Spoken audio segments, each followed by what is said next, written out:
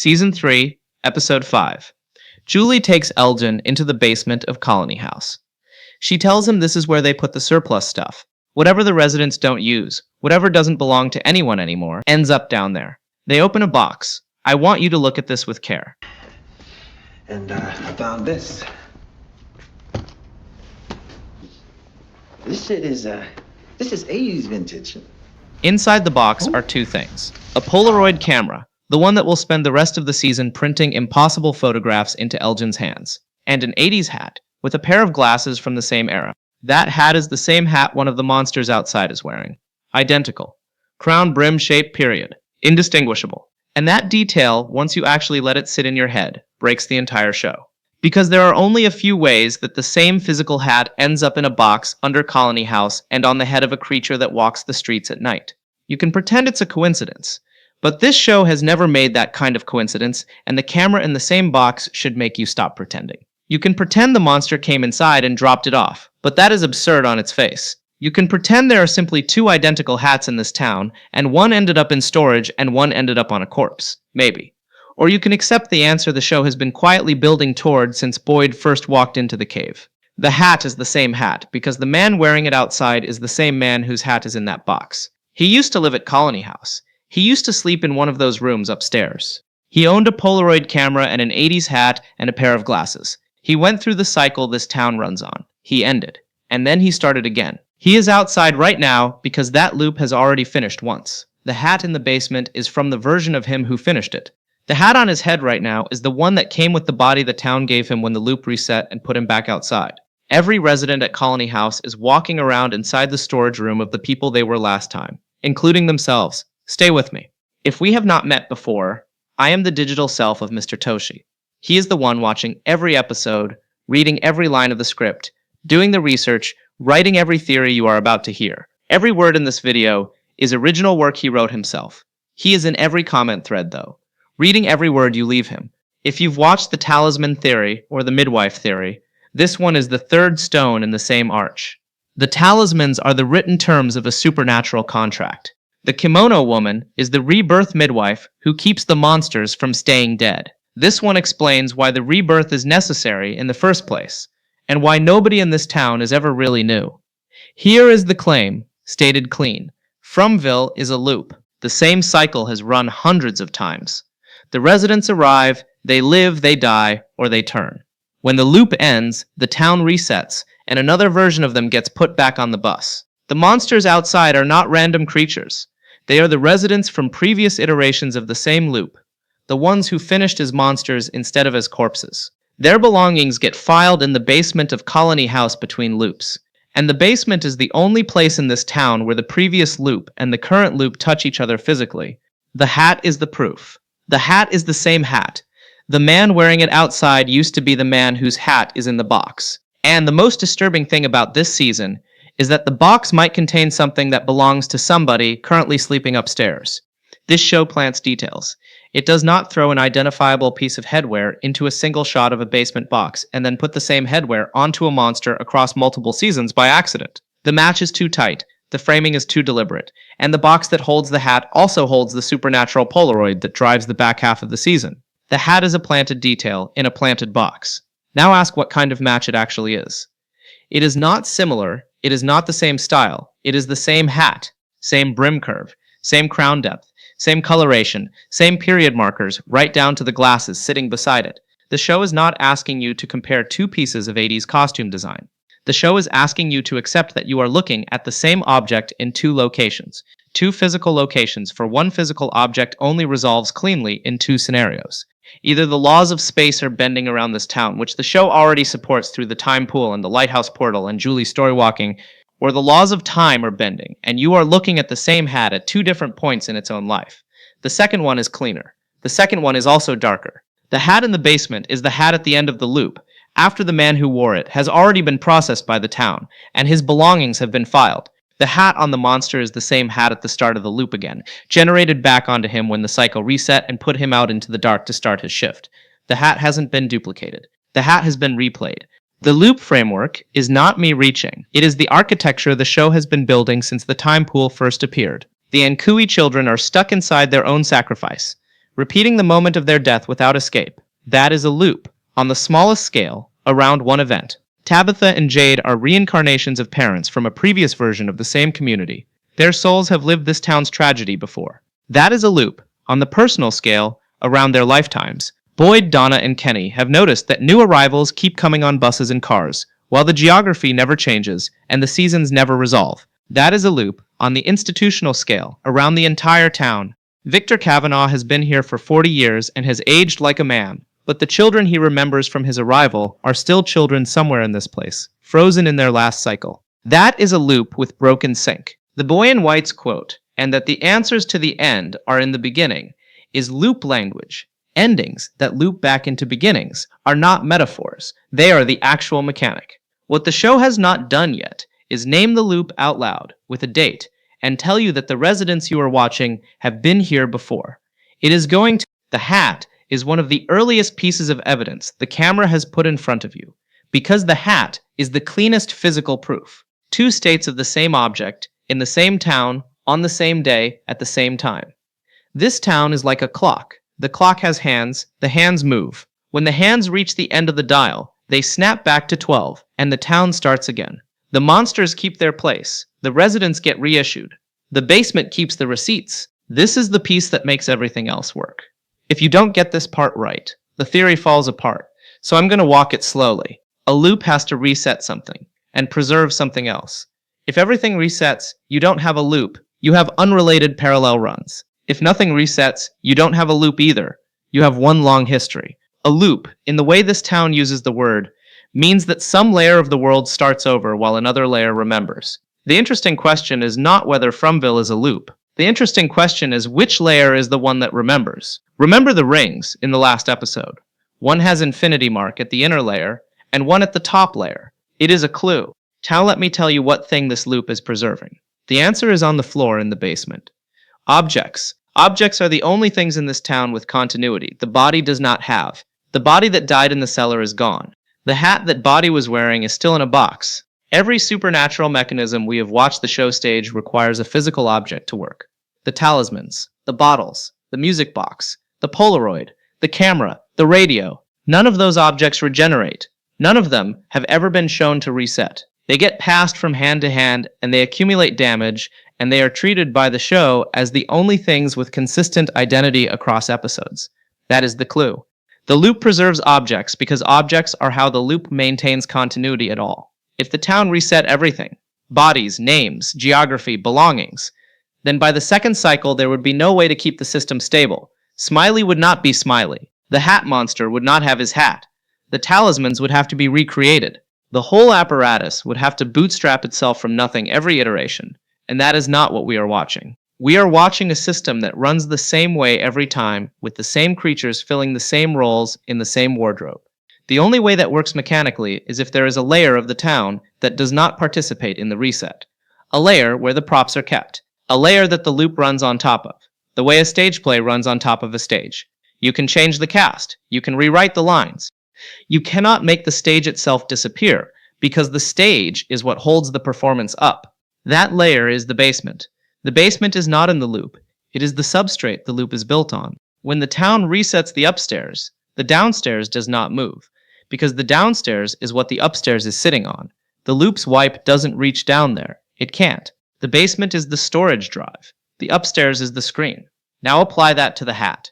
Last cycle, somebody who lived at Colony House ended his loop wearing that hat. Whatever happened to him, turned, died, taken, the moment he was processed, the loop ran its reset. His body went away. The talismans went back into the archive cave. The bus circled. The diner reopened.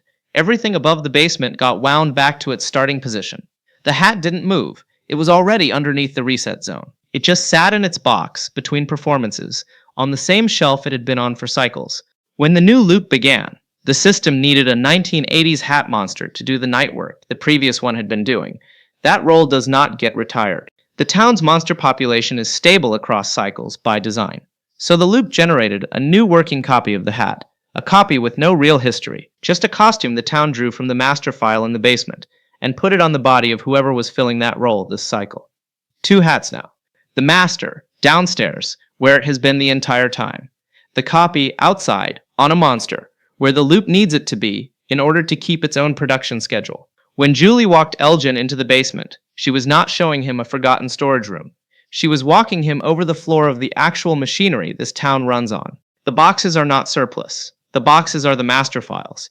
Every object in there is the original of something the loop is still actively printing copies of into the upstairs. And the reason the residents have never noticed is the worst part of all of this. A new arrival walks into the basement, looks at a box of their own former belongings, and feels absolutely nothing, because the part of them that remembers having owned those things is the part the reset wiped. The loop strips the memory, the objects keep the receipts, so everybody walks past their own former wardrobe and reads it as somebody else's junk. Julie called it surplus because the part of her that knew better is not online in this cycle. This is where the theory turns from interesting to dark. The monsters wear era-specific clothing.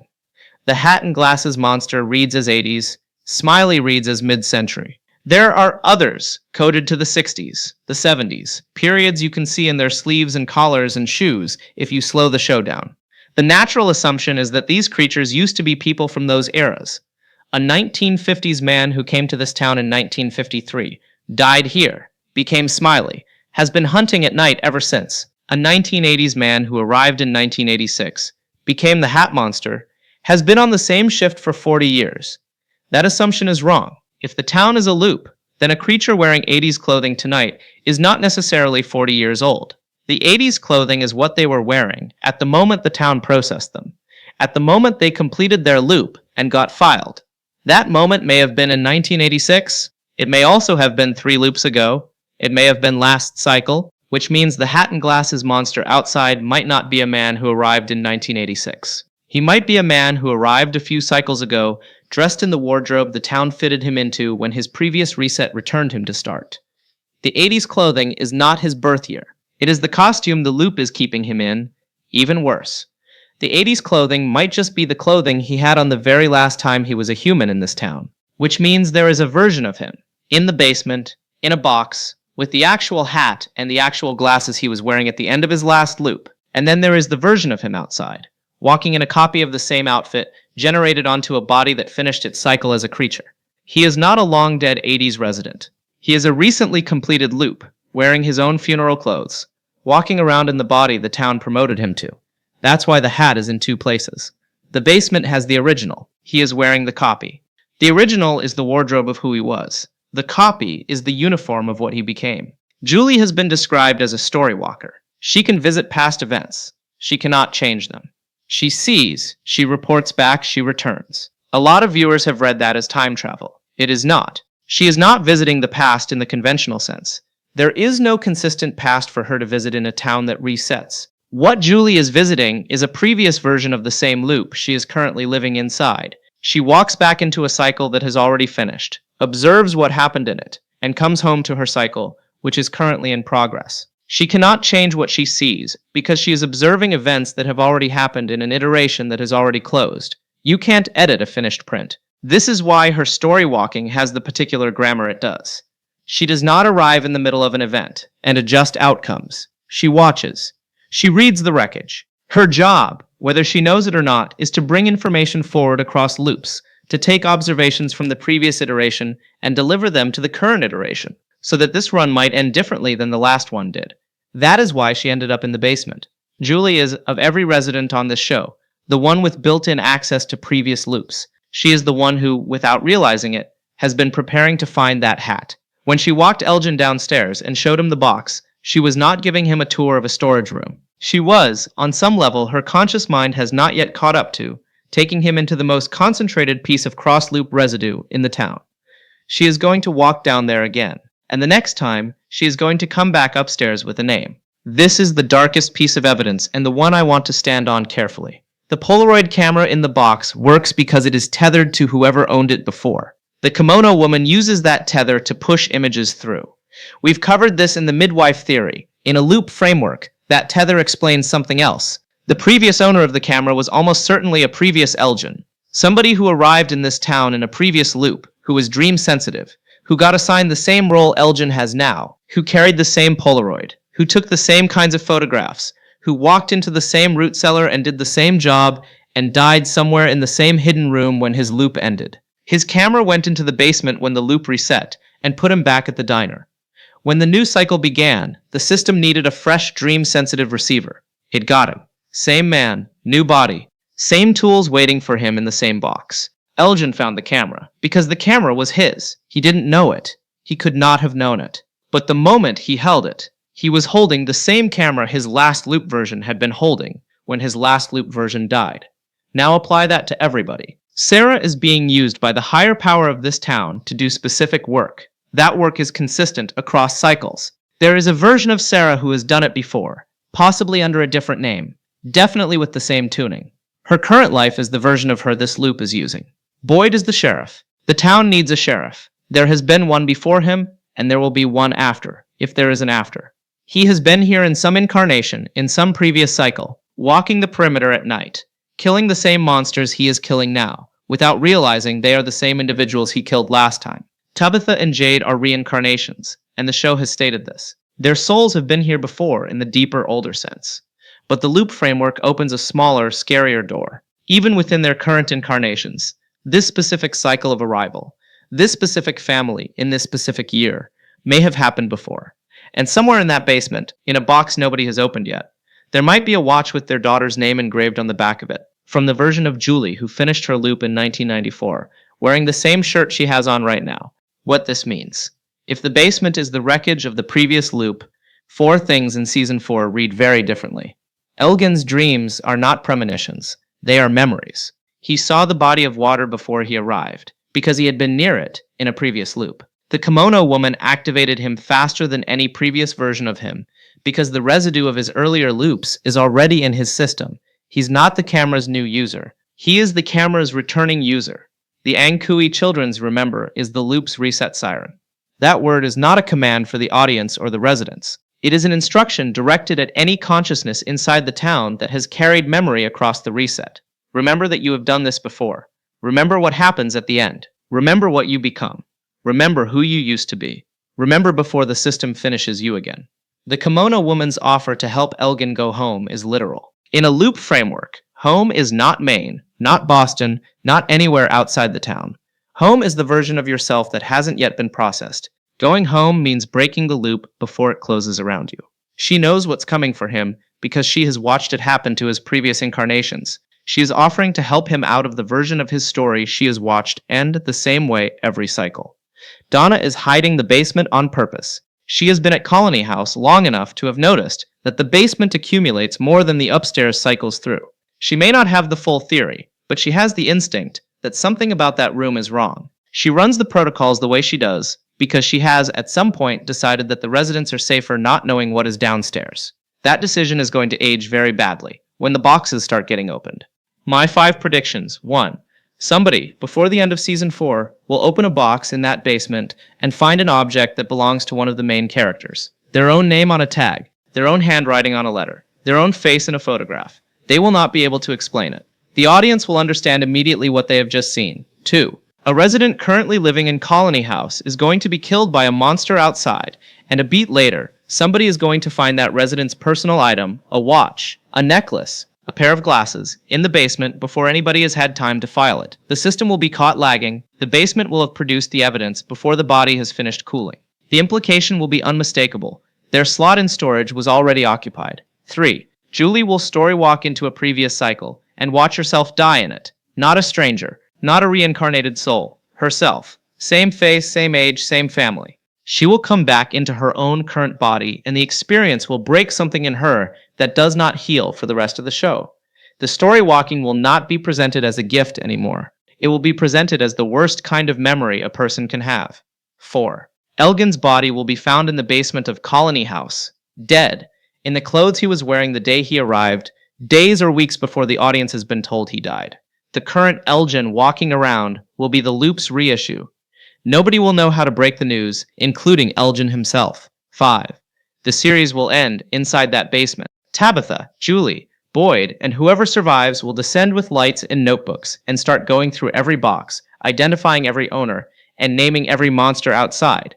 As they say each name, the corresponding creature will stop walking and stand still in the dark. By the end of the night, the basement will be empty. The streets will be quiet, and the last shot of the show will be a single empty cardboard box, lid open, with one piece of clothing folded neatly inside, the camera holding on it long enough for the audience to recognize it as something they have seen, one of the main characters wearing all season. That last shot is the one the show has been building toward. It is the proof that even when the loop finally breaks, somebody had a box waiting. If you are enjoying this video, please click the subscribe button. It is free and will take only 5 seconds. Julie called it surplus. She did not know what she was naming. She was just saying what Donna probably told her years ago. Surplus.